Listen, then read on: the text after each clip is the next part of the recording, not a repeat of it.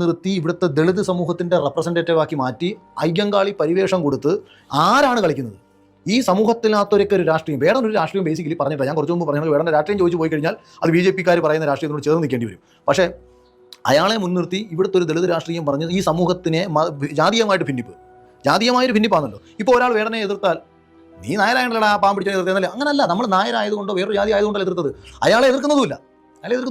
ഇവിടെ ആരാണ് ഈ ഇദ്ദേഹത്തെ പോലുള്ള ആൾക്കാരെ മുൻനിർത്തി കളിക്കുന്നത്?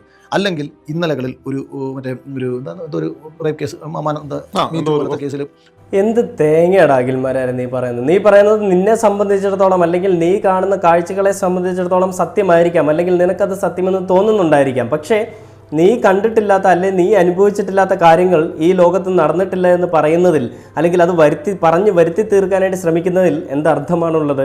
നീ പറയുന്നു ജാതി എന്ന് പറയുന്ന സാധനം വേടൻ അനുഭവിച്ചിട്ടില്ലാത്തതാണ് വേടൻ വരച്ച് കാണിക്കുന്നത്. വേടനുള്ള കേട്ട